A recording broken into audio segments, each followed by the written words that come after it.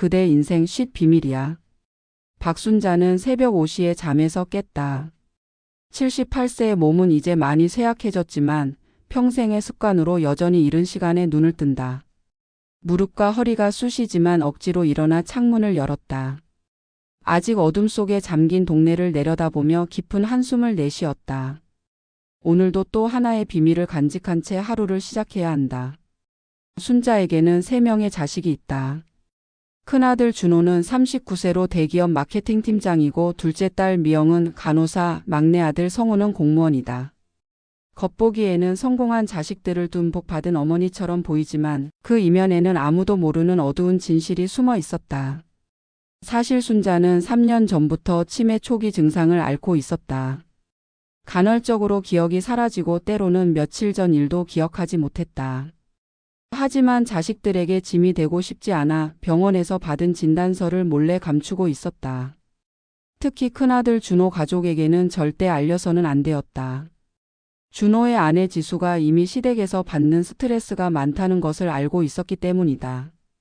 그런데 순자가 모르는 사이에 더 큰 비밀들이 가족 내에서 벌어지고 있었다. 큰아들 준호는 회사에서 횡령 혐의를 받고 있었다. 부하 직원이 저질렀던 일에 책임을 떠안게 된 것이었지만 증거가 부족해 억울하게 누명을 쓴 상황이었다. 집에서는 아무렇지 않은 척하지만 실제로는 언제 해고될지 모르는 불안감에 시달리고 있었다.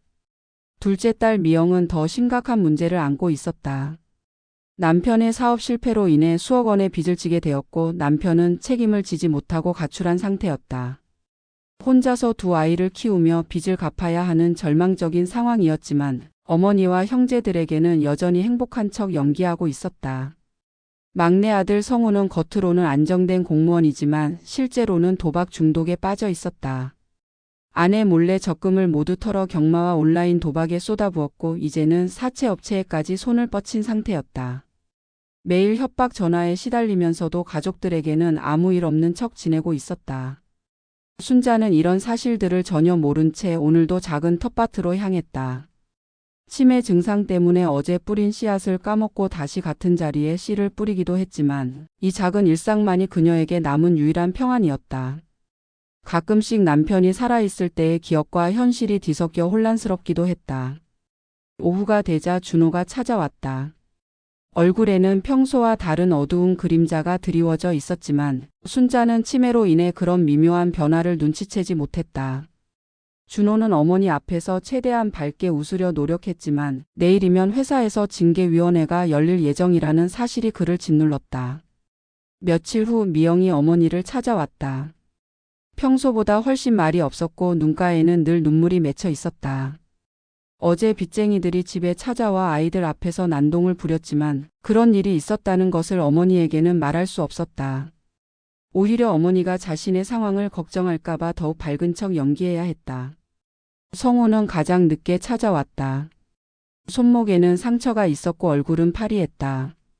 사채업자들에게 맞은 상처였지만 넘어져서 다쳤다고 거짓말을 했다. 순자는 막내 아들의 거짓말을 믿고 약을 발라주며 걱정스러운 표정을 지었다. 그러던 어느 날 밤 순자의 치매 증상이 갑자기 악화되었다.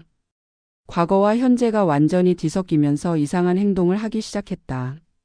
한밤중에 나가 남편을 찾아 헤매다가 넘어져 머리를 다쳤다. 다행히 이웃이 발견해 병원으로 옮겨졌지만 의사는 가족들에게 더 이상 혼자 두면 위험하다고 경고했다. 이때 가족들의 모든 비밀이 한꺼번에 터져 나왔다. 병원에서 만난 세 남매는 각자가 감춰왔던 비밀을 털어놓기 시작했다. 준호는 회사에서의 누명과 실직 위기를, 미영은 남편의 가출과 거액의 빚을, 성우는 도박 중독과 사채 빚을 모두 고백했다. 처음에는 서로를 원망하고 비난했다. 왜 진작 말하지 않았느냐며 다투기도 했다. 하지만 어머니의 치매라는 더 큰 현실 앞에서 그들은 결국 하나가 될 수밖에 없었다. 각자의 문제도 중요하지만 지금 당장은 어머니를 돌보는 것이 가장 시급했다. 준호는 회사를 그만두고 어머니를 돌보기로 결심했다.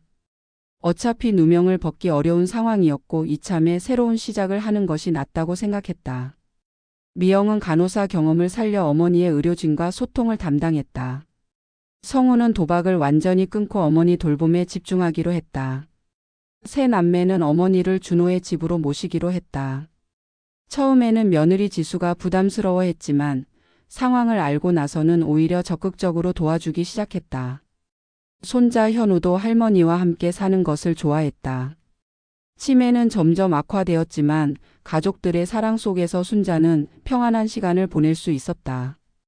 기억을 잃어가는 와중에도 자식들이 곁에 있다는 것만은 분명히 느꼈다. 때로는 자식들을 알아보지 못하기도 했지만 그들의 따뜻한 손길만은 기억 속 깊은 곳에서 익숙함으로 다가왔다. 준호는 프리랜서 마케팅 컨설턴트로 새 출발을 했다.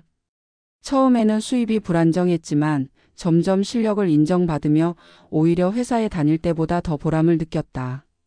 억울한 누명도 결국 진실이 밝혀져 명예를 회복했다. 미영은 남편이 돌아와 함께 빚을 갚기로 약속했다.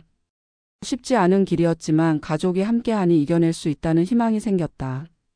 어머니를 돌보면서 자신도 많이 성장했다고 느꼈다. 성우는 도박 중독 치료를 받으며 서서히 회복되었다. 사채 빚은 형제들이 힘을 합쳐 해결했고 이제는 어머니와 함께하는 시간이 가장 소중하다는 것을 깨달았다. 순자의 치매는 계속 진행되었지만 가족들의 보살핌 속에서 그녀는 행복한 말년을 보낼 수 있었다. 비록 기억은 사라져갔지만 사랑하는 사람들에 둘러싸여 있다는 안정감만은 잃지 않았다. 어느 봄날 순자는 텃밭에서 자식들과 손자와 함께 씨앗을 뿌렸다.